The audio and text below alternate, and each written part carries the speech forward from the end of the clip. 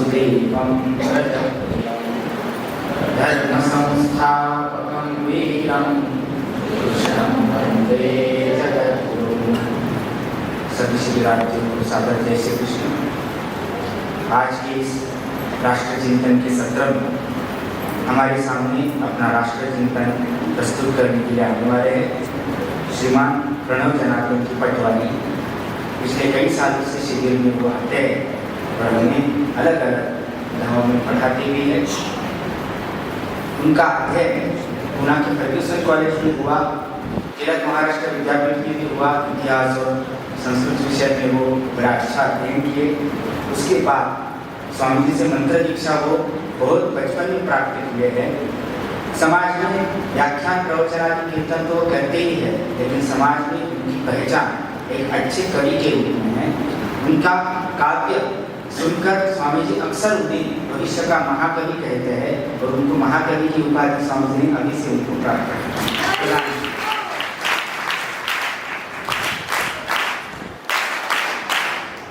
समाज में जो व्यावसायिक मनोरंजन क्षेत्र है उसमें भी वो बड़ा अच्छा लेखन करते हैं और उनके द्वारा लिखी हुई मिठा नाम का नाटक हो या मेघदूत का मराठी नाट्य वर्जन हो, इन सारे ही नाट्य प्रकारों का मराठी के नाट्य विश्व में बड़ा ही अच्छा रिस्पॉन्स उन्हें मिला है। उसकी बड़ी अच्छी सराहना उनकी हुई है।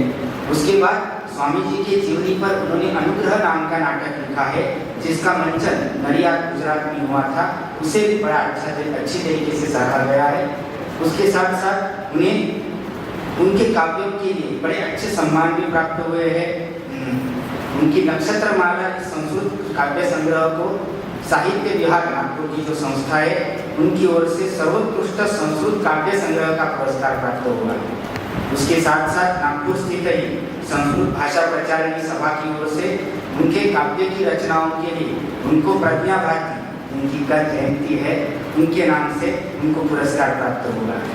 इसके साथ साथ जिस प्रकार से मराठी में गीत रामायण होता है उसी प्रकार से उन्होंने स्वातंत्र वीर सावरकर जी पर गीत विनायकम नाम का बड़ा अच्छा काव्य लिखा है।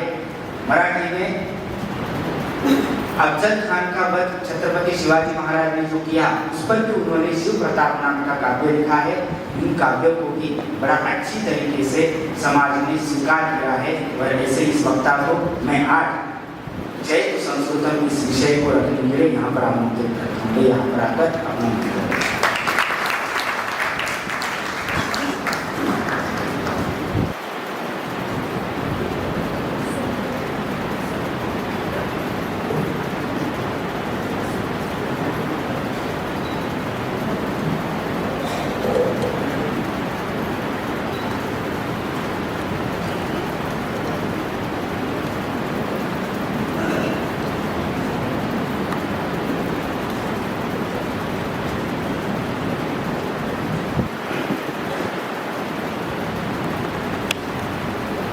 नमामि सद्गुरुं शान्तं सच्चिदानन्दविग्रहं पूर्णब्रह्मपरानन्दम् ईशमानन्दवल्लभं रत्नाकराधौतपदां हिमालयकिरीटिनीं ब्रह्मराजर्षिरत्नाढ्यां वन्दे भारतमातरं। नमो गोविन्ददेवाय ज्ञानदेवस्वरूपिणे वाग्मिने वाङ्निधानाय यतये वेदमूर्तये।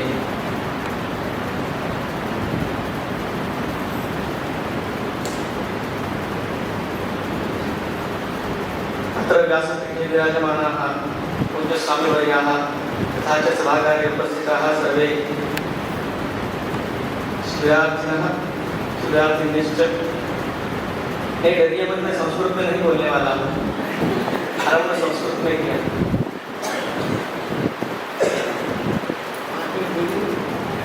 आज पंचनिमिषपर्यन्तं वक्तव्यं संस्कृतभाषया एव। यथा सद्गुरुवर्यैः आज्ञापितं तथा किञ्चित् संस्कृतभाषया सम्भाषणं करोमि।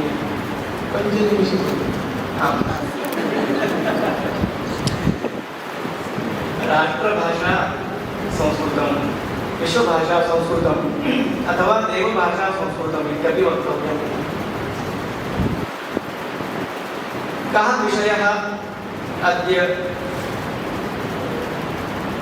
अत्र कस्य विषयस्य उपरि चिन्तनं करणीयम् इति यदा चिन्तयन् आसं तदा मया श्रुतं राष्ट्रचिन्तनं प्रथमदिने यत् हिन्दुत्वविषयम् अधिकृत्य अत्र सञ्जातं। तदनन्तरं यत् अद्य अस्मिन् वर्तमानकाले कीदृशाः आपदः सन्ति अस्माकं राष्ट्रजीवने ताश्च कथं निराकरणीयाः इति विषयम् अधिकृत्य राष्ट्रचिन्तनं ओजस्वी चिन्तनं सञ्जातं। तर्हि मया चिन्तितम् अद्य अस्यां शृङ्खलायां यस्मिन् विषये अस्माकं समग्रा राष्ट्रीयता निहिता वर्तते सः विषयः स्वीकर्तव्यः। एकः श्लोकः प्रसिद्धः वर्तते, विना वेदं विना गीतां विना रामायणीं कथां विना कविं कालिदासं भारतं भारतं नहि। वेदैः विना, गीतया विना, रामायण कथया विना, तथा च कालिदासकवीश्वरेण विना भारतस्य चिन्तनमपि न करणीयं वर्तते। सर्वा अस्माकं संस्कृतिः, सर्वा अस्माकं भारतीयता संस्कृते निहिता वर्तते। जैसा मैंने अभी कहा, यह राष्ट्रभाषा,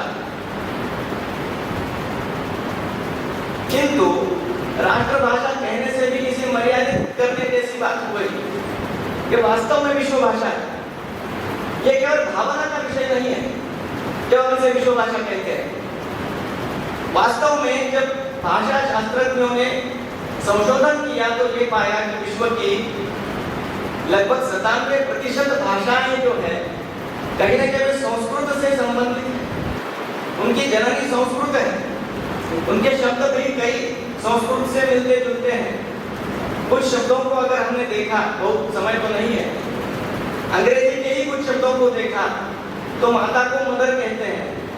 संस्कृत में मूल शब्द है मातृ, उससे वो शब्द बना, ये तो दिखता है। इसके लिए किसी अभ्यास की भी आवश्यकता नहीं है। जैसे तुहितृ शब्द है, वहां डॉटर बन गया उसका। ऐसे अनेकों शब्द हैं। और इसे देव भाषा क्यों कहा जाए, इसका जब मैं विचार कर रहा था तो देवों की भाषा, देव भाषा ऐसा हम कह सकते हैं, ये सुलभ है। लेकिन अगर वो देवों की भाषा है तो फिर वो मनुष्यों में किस प्रकार प्रचलित हुई? क्या कभी सभी मनुष्य इस भाषा से वार्तालाप करते थे? चिंतन की दिशा हमें इस प्रकार रखनी होगी। हमारी भारतीय संस्कृति का जो संकल्प है, जिसका उच्चारण हम प्रतिदिन करते हैं, असतोमा सत्यमय तमसोमा ज्योतिर्गमय, तिमिर से, अंधकार से हमें प्रकाशित और ले चलो। मनुष्य जीवन को पशुता से मनुष्यता की ओर और मनुष्यता से देवत्व की ओर ले जाने वाली यह संस्कृति है। अब जैसी यह संस्कृति है वैसी ही संस्कृत है। संस्कृत भाषा भी मनुष्य जीवन को देवत्व की ओर ले जाती है, इसलिए इसे देव भाषा कहा गया। अब यह सुनकर हमें वास्तव में यह लगने लगता है, या जो लगना भी चाहिए, कि हमारी राष्ट्रभाषा के रूप में सर्वाधिक स्वीकरणीय अगर कोई भाषा होगी तो वो संस्कृत हो सकती है। यह हम देख सकते हैं कि किस प्रकार कश्मीर से कन्याकुमारी तक और द्वारका से गुवाहाटी तक हमारे समूचे राष्ट्र में हर कोने में पाई जाने वाली अगर कोई एक भाषा होगी तो वो संस्कृत है। संस्कृत में संभाषण यद्यपि सर्वत्र आज प्रचलित नहीं है, फिर भी मुझे नहीं लगता कि कहीं 5 कोश भी ऐसे मिलेंगे हमारे देश में कि संस्कृत का कहीं उच्चारण ही नहीं होगा इसी प्रकार से। अब क्योंकि हमारे वेद संस्कृत में है, शास्त्र संस्कृत में है, गीता संस्कृत में है, पुराण संस्कृत में है, सारे स्तोत्र संस्कृत तो संस्कृत का उच्चारण वहां अनिवार्य हो जाता है।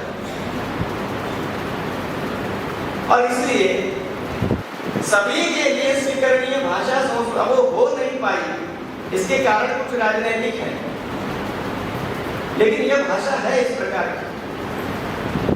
बिना कविम कालिदास, हमने अभी सुना कालिदास का स्मरण होता है, तो एक उदाहरण के रूप में हम मेघदूत की ओर भी अगर देखें, किस प्रकार संस्कृत में भारत और भारतीयता सम्मिलित होती है। मेघदूत एक ऐसा काव्य है जिसमें प्रवास वर्णन किया गया है। रामगिरी से लेकर उस मेघ का मार्गदर्शन यक्ष ने किया अलका नगरी तक, अपनी पत्नी को संदेश देने के लिए। और उसमें जिन तीर्थ क्षेत्रों का वर्णन हम देखते हैं, जिन नदियों का वर्णन देखते हैं, नर्मदा है, चर्मणवती है, सरस्वती है, गंगा है, इन सारी नदियों का वर्णन, सारे पर्वतों का वर्णन, और उसके साथ पौराणिक कथाओं के संदर्भ,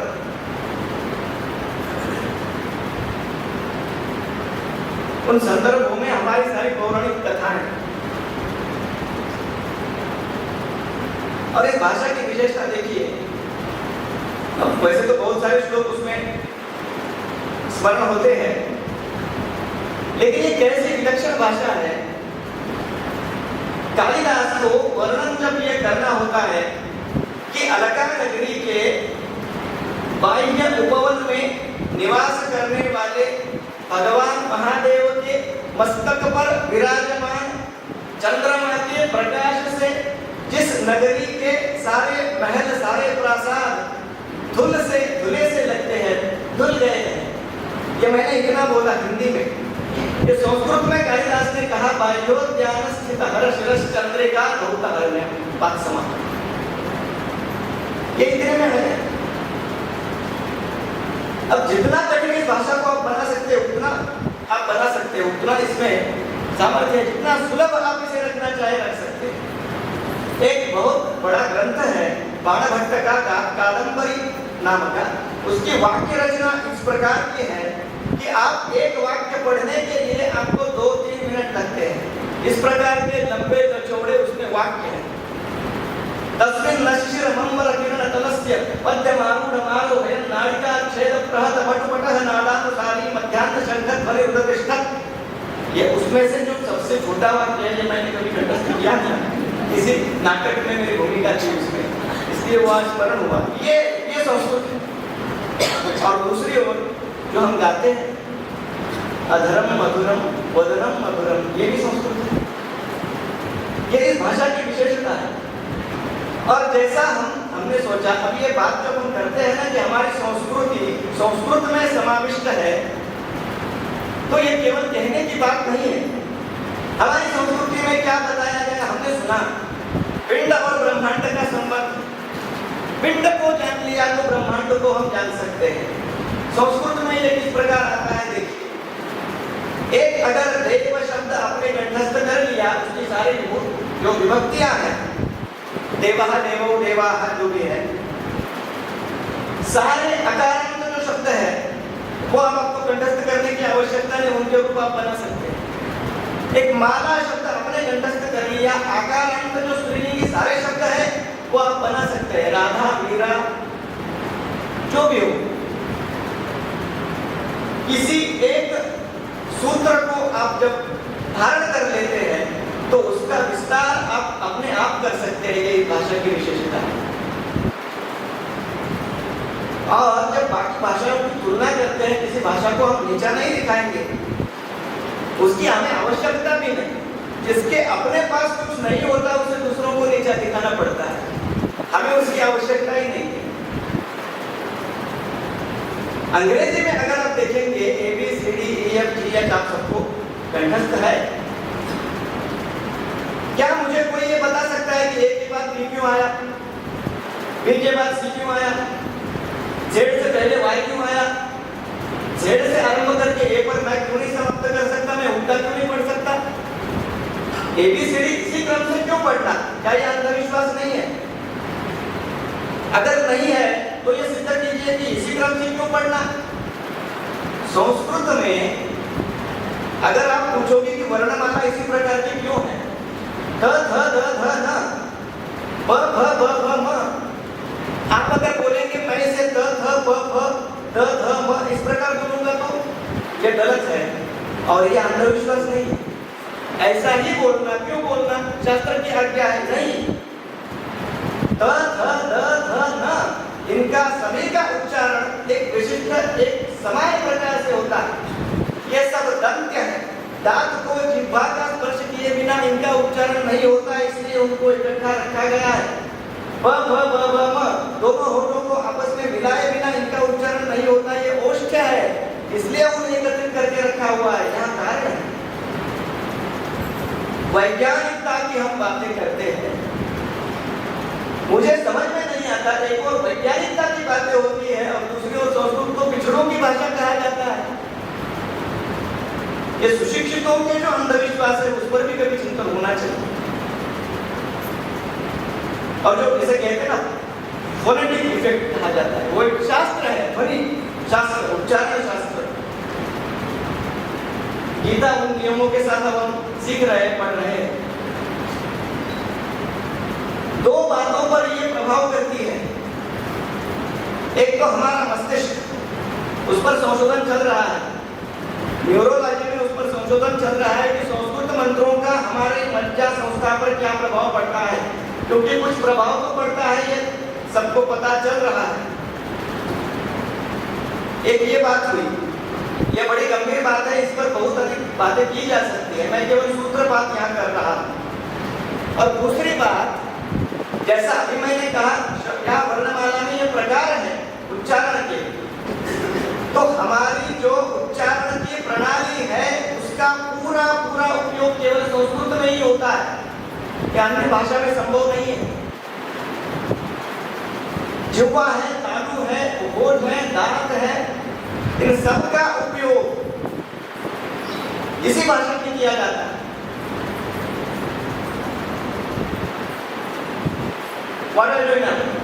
इसमें क्या हुआ, किन अवयवों का उपयोग हुआ, हवा केवल निकल गई। यहाँ किसी का अवमान नहीं है, लेकिन वस्तुस्थिति है ना। संस्कृत में ये नहीं है, अगर बालकों को इस भाषा का संस्कार बचपन में दिया जाए तो किसी और भाषा को बोलने में उन्हें कोई कठिनाई नहीं होगी। आज परिस्थिति यह है कि बचपन से अंग्रेजी के ही उच्चारण प्रणाली को सीखने के कारण मराठी, हिंदी या जो प्राकृत भाषा, जहाँ की जो प्रादेशिक भाषा है, उनका भी उच्चारण ठीक से नहीं कर पा रहे। संस्कृत में इसका उल्टा है, आप अगर संस्कृत अच्छी तरह से बोलोगे तो अंग्रेजी या और किसी भी भाषा का उच्चारण आपके लिए बहुत सुलभ होगा। जो कठिन से कठिन बातें जानता है उसके लिए सुलभ बातें कोई कठिन बात नहीं है। तो अब ये तो हमने माना, ये तो हमने समझा कि इसकी आवश्यकता है। अब हो क्या रहा है,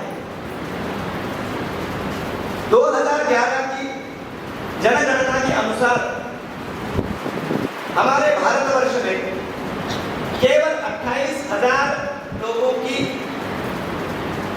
ज्ञात भाषा संस्कृत है।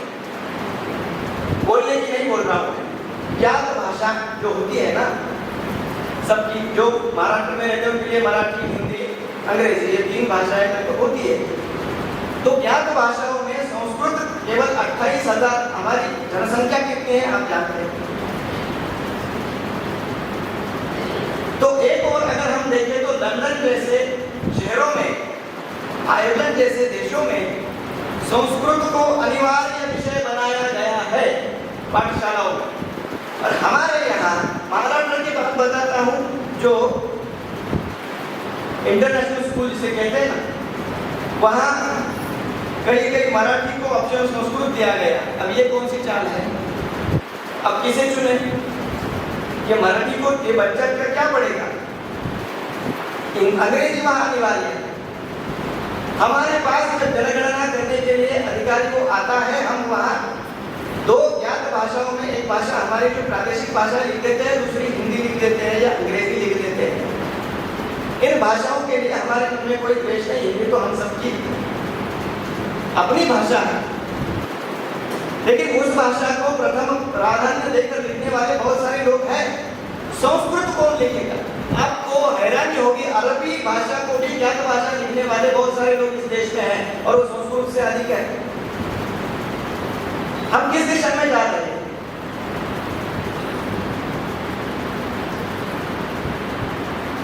इतना हमें केवल यहाँ ध्यान में ये मुद्दा अभी बताना आवश्यक है, बाद में उपसंवाद करते समय भूल सकता है। जब जनगणना होगी तो एक काम हम करके संस्कृत माता का जो हमारे ऊपर इतना बड़ा ऋण है, कम से कम उसका जो ब्याज है उसका कुछ सहस्रांश तो हम चुका पाएंगे अगर हम हमारी ज्ञात भाषाओं में संस्कृत को लिखेंगे। वैसे देखा जाए तो ये गलत भी तो नहीं है। क्या संस्कृत हमें ज्ञात नहीं है? क्या हम प्रार्थना यहाँ बोलते नहीं है? क्या राम रक्षा पढ़ते नहीं है? क्या विष्णु सहस्त्रनाम हम पढ़ते हैं? ये बातें हमारी मस्तिष्क में आती ही नहीं है। इसका परिणाम क्या है? हम संगठित नहीं है। बाकी के देशों की ओर अगर हम देखेंगे, इजराइल जैसा राष्ट्र जिसके बारे में हमने सुना, किस प्रकार वो खड़े हुए, किस प्रकार उन्होंने अपने राष्ट्र को खड़ा किया। उनकी जो हिब्रू भाषा है उसका उन्होंने कुछ इस प्रकार प्रचार किया, हम कल्पना नहीं कर सकते।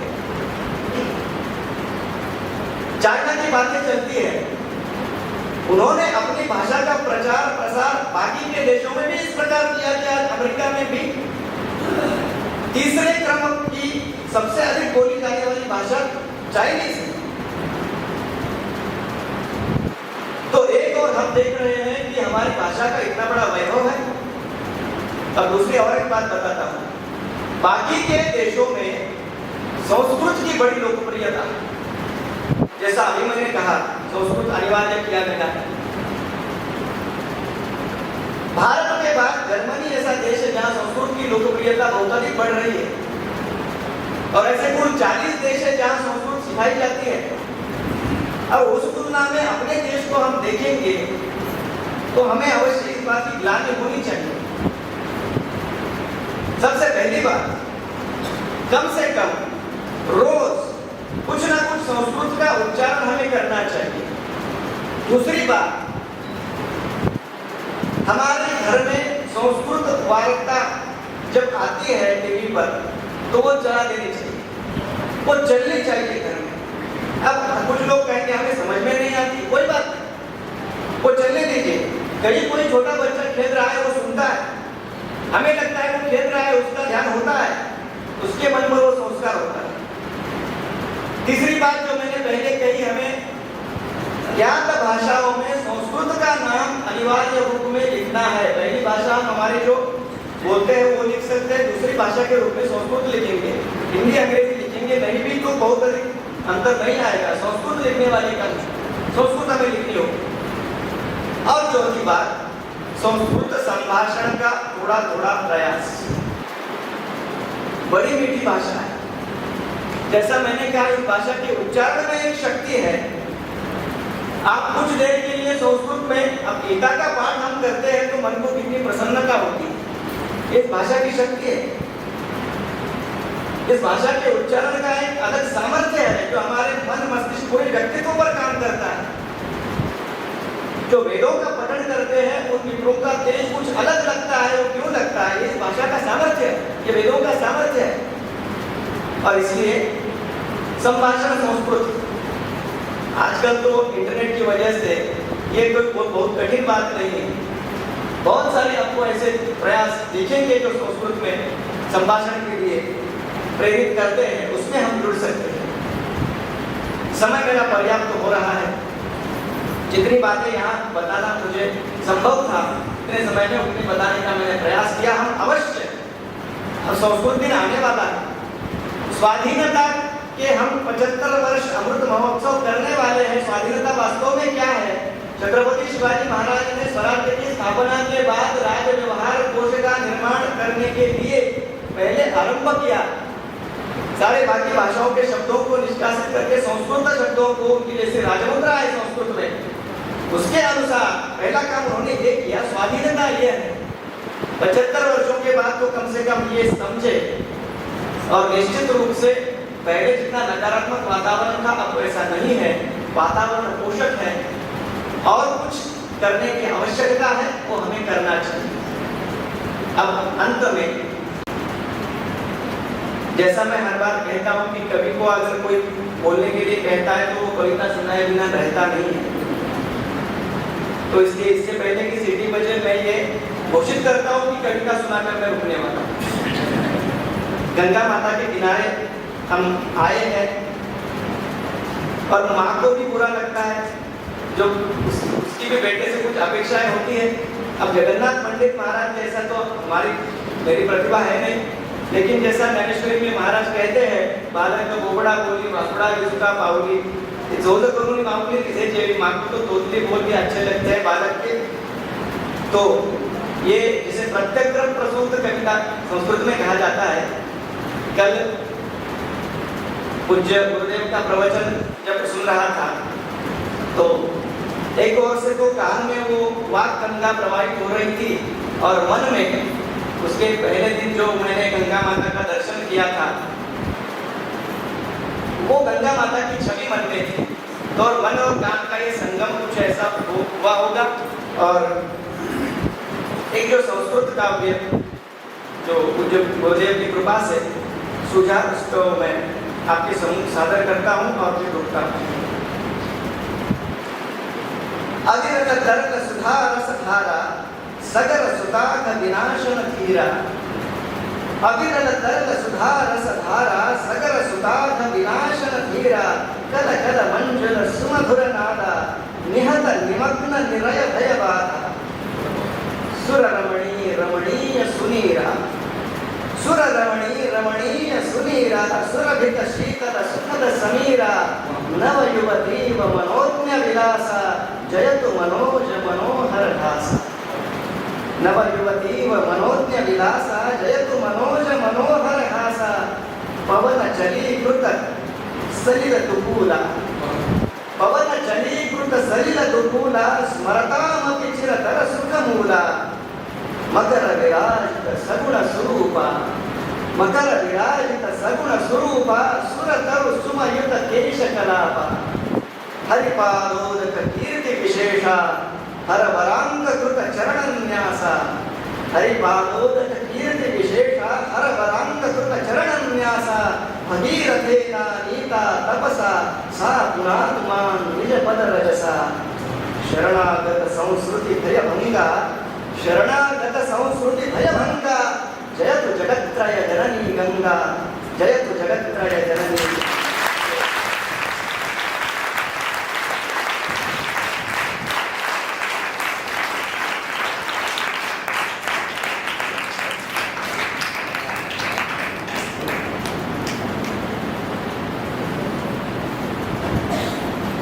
वेद शास्त्र संपन्न हरिभक्ति परायण महाकवि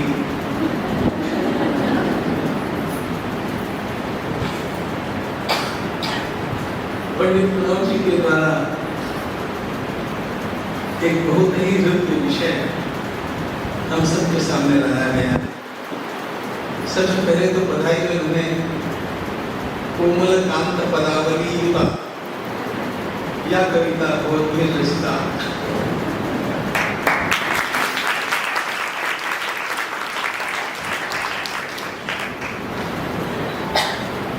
उसके लिए बहुत बधाई। बड़े सुंदर,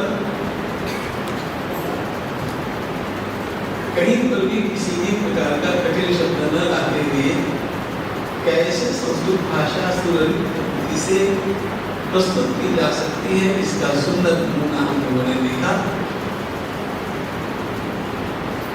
भाइयों और बहनों, मुख्य बात यह है कि हमारा सारा का सारा धन संस्कृत भाषा में है।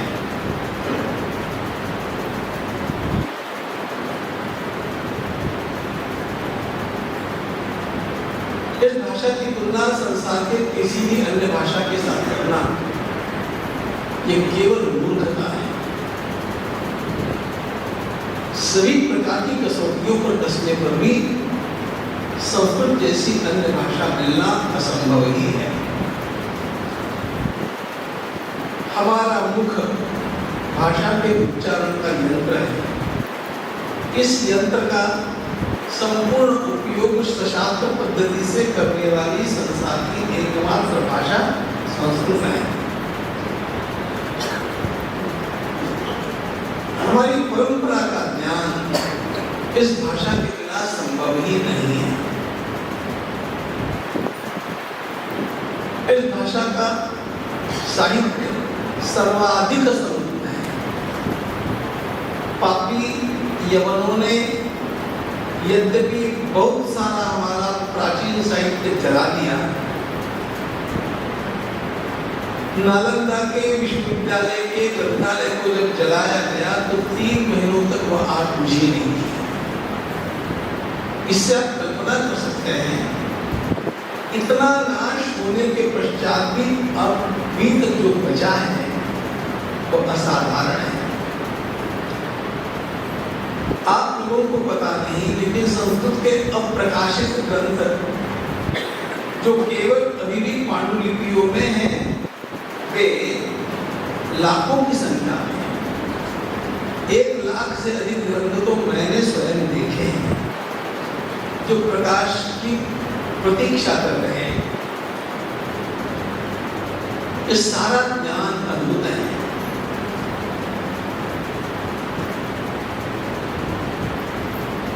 मानव जीवन के निर्माण के लिए जो संस्कृत भाषा का योगदान है उसकी तुलना तो संसार की किसी भाषा से हो ही नहीं सकती।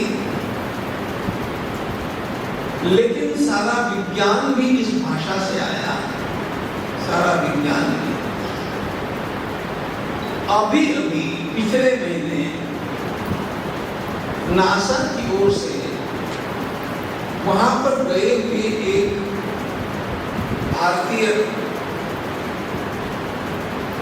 व्यक्ति को एक काम सौंपा गया और वो काम ये था कि भारद्वाज मुनि ने विमान शास्त्र नाम का ग्रंथ लिखा है, उसको खोज करके भारत से मंगा। उन्होंने बहुत खोज की और कहीं तो भी तमिलनाडु में वो ग्रंथ मिला।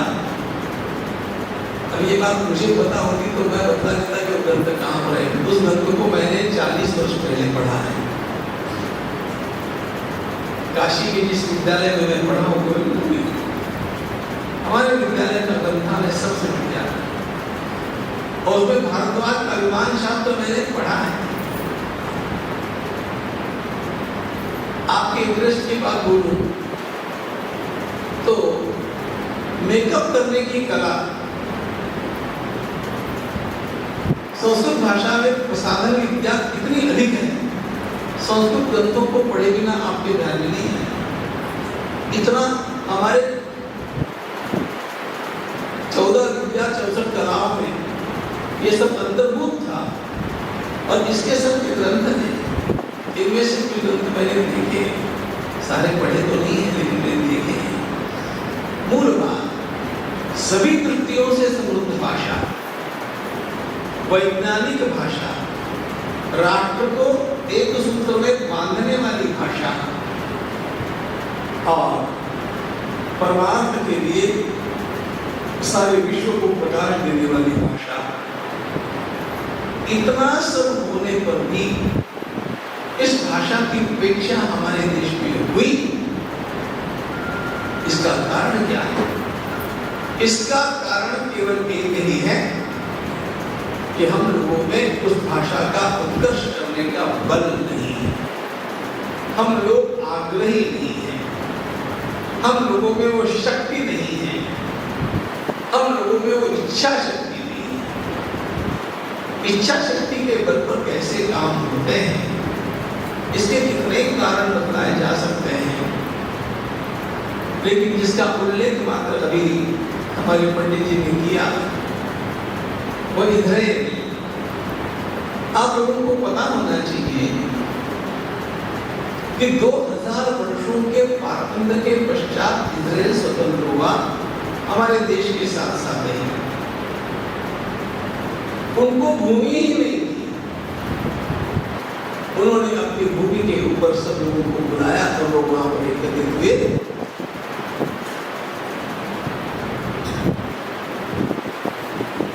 उन सब लोगों ने मिलकर के विचार किया हमारे देश की राष्ट्रभाषा क्या होनी चाहिए, और उनकी राष्ट्रभाषा हिब्रू है।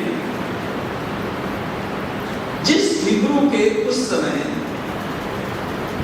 केवल 200 जानकार थे, केवल 200।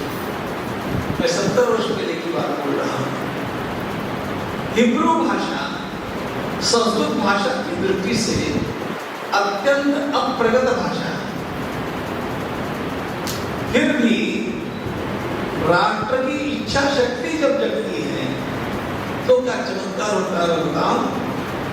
आज इजराइल में कोई भी विषय अंग्रेजी में पढ़ाया नहीं जाता, सब कुछ हिब्रू में ही पढ़ाया जाता है। वो वहां पर माध्यम है। अंग्रेजी वहां पर केवल वे लोग पढ़ते हैं जिन लोगों को अंतरराष्ट्रीय कुछ काम करने होते हैं। बाकी अंग्रेजी वहां पर किसी भी प्रकार से अनिवार्य नहीं है। हमारा देश इस अंग्रेजी से अपना पिंड छुड़ाने में अभी भी पूरी तरह असफल है। हमारे न्यायालयों में अंग्रेजी का उपयोग होता है और वकील क्या बोलते हैं और जजेस क्या बोलते हैं, जिसका केस चल रहा है उसको कुछ भी पता नहीं चलता, उसके लिए वो सब गौड़ बंगाल होता है।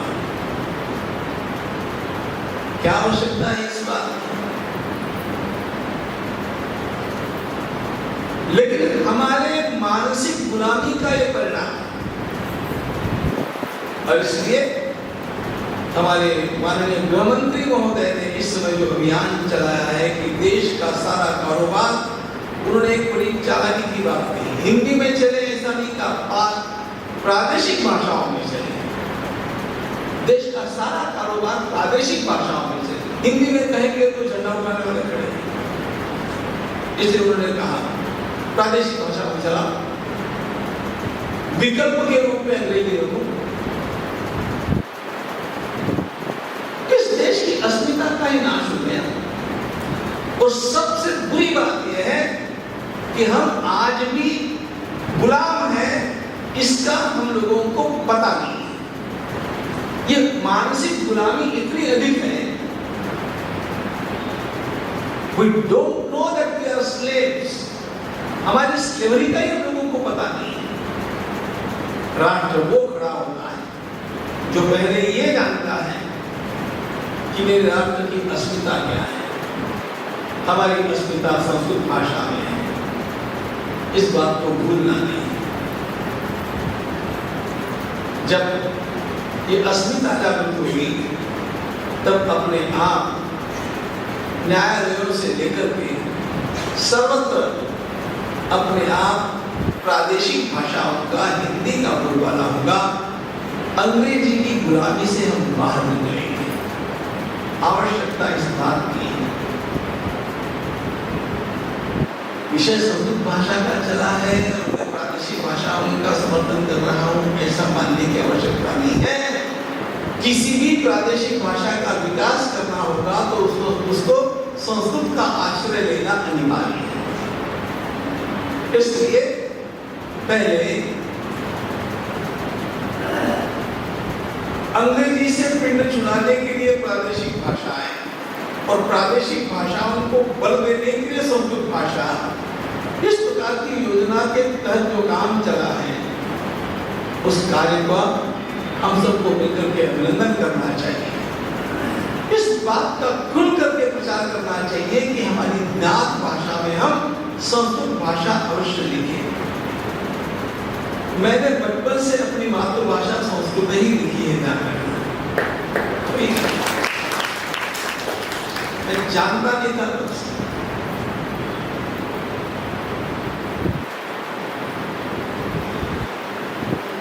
आज तक मैंने अंग्रेजी में हस्ताक्षर नहीं किए, आज तक नहीं किए, बचपन से नहीं किए।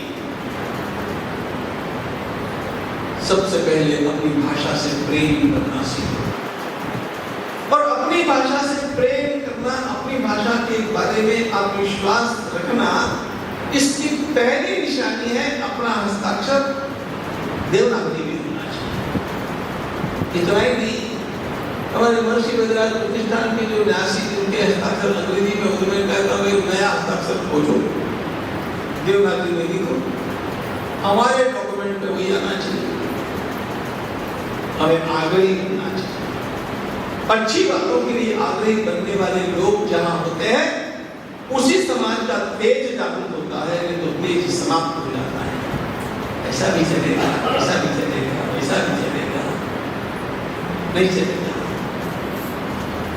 जीवन में कुछ बातें तो ऐसी होनी चाहिए मित्रों, जहां पर अड़ करके खड़े रहे, मेरी झांसी नहीं दूंगी कहने वाली जैसी महारानी लक्ष्मीबाई थी, उसी प्रकार मेरी संस्कृत भाषा को हम बचा करके रहेंगे, ये कहने वाले लोगों की आदर्श।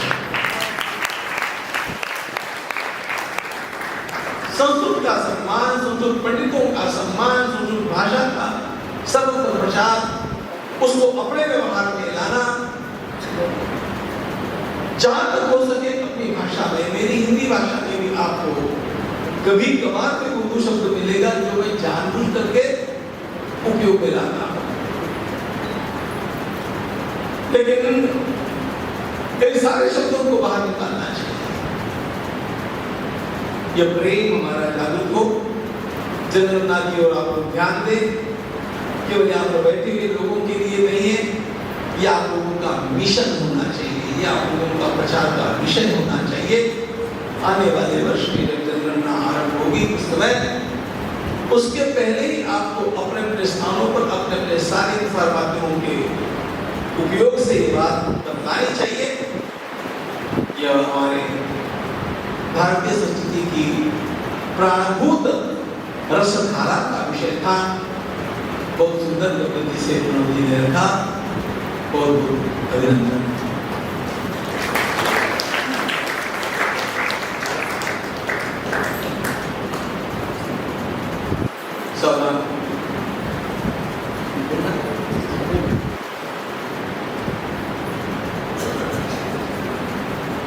Oh